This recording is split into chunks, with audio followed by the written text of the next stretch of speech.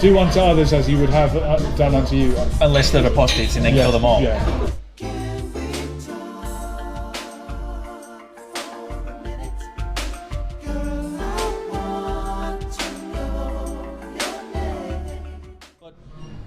I imagine this maybe has came up before, and maybe especially in the park. What's your personal status on spirituality or religion? I mean, it's a difficult thing to sum up, but what's your status on that? It comes back to a theme we mentioned earlier on about people who want to implement religion rather than apply it. There are good things about Islam that I have been influenced to adopt in my life. I don't drink alcohol, don't take any form of drugs if I can help it. Just coffee. Caffeine, yeah, exactly, caffeine and sugar. I don't eat pork, for example.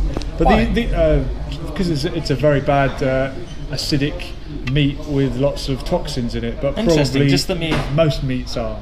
Let me put a counterpoint there. There you go. Spanish people eat a lot of pork. Yeah. Spanish women have some of the highest, I think it's the second highest life expectancy. It's going to be many factors.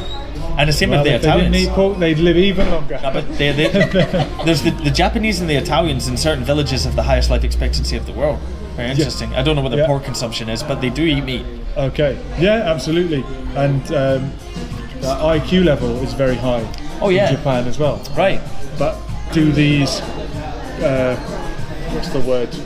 correlations prove cause and effect, or they just mean that there's a link between the two? Pork is a bad example anyway, because there's lots of meats I don't eat. Right, okay, fair. But it's looked upon as odd in this society. Yeah. I always say in China, Muslims must be seen as those strange religion that doesn't eat dog. Right. Because that's normal in that society, but forbidden in Islam. Okay. So my take on religion is you can apply the good principles without implementing that I've got the answer for everything, the book is closed, that's it, I don't need to learn anything else because I have the truth here in this book. No, we learn continually, and you can keep learning from religions, but you don't have to say, right, that's it, I've got all the answers now. And I think that's what a lot of religious people tend to do. Interesting. I think I agree. I think maybe everything you said there. I think one thing that it puzzles me, but then it doesn't, is like, if you think you've got all the answers, is life not boring as fuck? Yeah. But then it could be, well, if you don't have the answers, life not scary as fuck? Yes. Well, of course, both of those things. I would much rather have the wonder than the security. That's my choice. Yeah. No? What do you think? Good choice. I've never thought of it like that, but in terms of like what you just said as well, I'm not religious, I'm more spiritual. And it's a case of, for me, I see religion as something that's been man-made, that has been there to divide people. And it's still dividing people. You think it's been made specifically to divide people? You think so? Religion is man-made. Maybe you could look at it as an interpretation, a manifestation of archetypal ideas that were within the subconscious of man into a way that you can convey that to people verbally. That was a mouthful. Yeah, well done.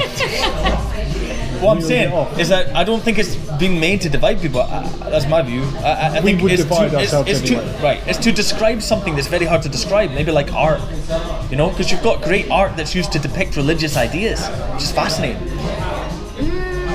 But okay, so for example, and I guess I'm looking back at Hinduism because that's what I know more of. Even though I'm not Hindu. Why not? I don't follow religion. Why not? I follow the core principles. So all religions have the same four... You'll probably come back as one, what? A religious Hindu, person? Yeah. Come back as a Hindu. Keep come back until I get it right. Joke right? there. I laughed whether or not I knew what was going on. I can't remember what I was saying. Sorry to be an Why are you not a Hindu? interrupting you. Yeah, I'm not religious. Okay. I'm spiritual. So for me, like all religions, they all have the same 10 commandments, the same principles, the same core beliefs. So Not exactly, but Do unto others as you would have done unto you. unless they're apostates and then kill them all. Yeah. That's a bit of a spanner in my works. do not kill, do not steal. But it's the interpretation. Unless the situation calls for it. Which might be the right way of doing it. I don't even know. Yeah. Who am I to say? So I you know, as long as you're a good person, and I think everyone knows what a good person is. Really? Do they? Yeah. Well, maybe a good person is somebody who doesn't leave the house without a male guardian. Say that again. But Some people believe that, and maybe it's appropriate for their culture. That's religion. That's religion having that belief. But that's what they consider to be a good person. But because of the religion behind it. A good person is someone who is pure in their heart and is not out there to Difficult to define, isn't it? It is. But easy to recognise. Yeah, probably that's a better way of saying it. Pure in the heart. If you go out and do bad things, Interesting.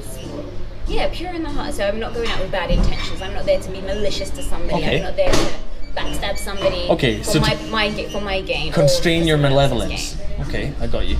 To me, okay, so that is actually subjective. To me, that's a good person. That's fine.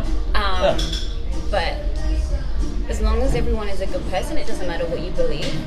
As long as you're good and you're good to people around you and the same, then how does religion come into that? Why should religion come into that? I'll give you an idea. I'll give you a reason.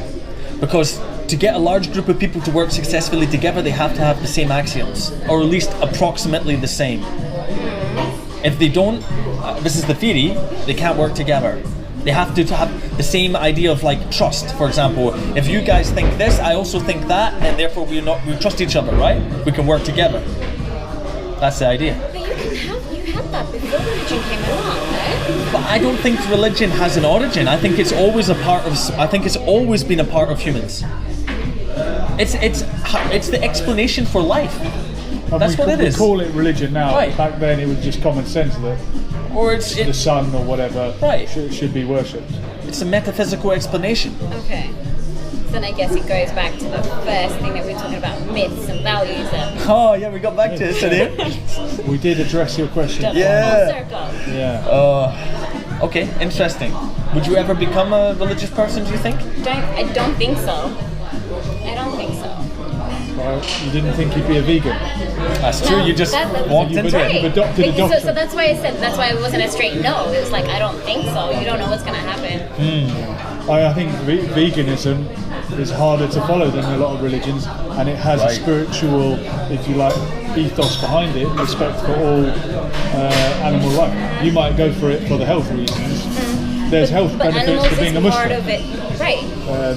Yeah. Okay. But these are sort of just consequential if you believe that it is divinely inspired. I think the health benefits and the social benefits to all the religions are almost arguments against them being divine rather than being interesting. revealed. Why? Because then they might just be common sense. Oh, I've raised that point to people. Yeah. So, but maybe that's divine. But yeah, well, getting along together could be a symbolic word for divine. Could be. Yeah. That'd be just a way of looking at it. Yeah. If it allows society to reproduce, it is good. It's almost chicken and egg. So would I ever become a religious person? I don't think I would, because of the threat of violence. Your fan base is just increased. Sorry guys. Sorry. I object. Inshallah, bro. Inshallah khair. I object. Most of them think I am Muslim, never mind become Muslim. I know. I don't need to become Muslim if I am one. That's right, you're just a revert. Yeah.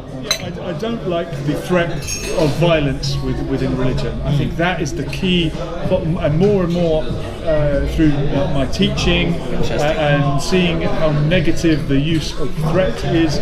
If you're only being good so that you don't burn in hell forever, the absolute worst case scenario plausible, the worst thing imaginable is the threat.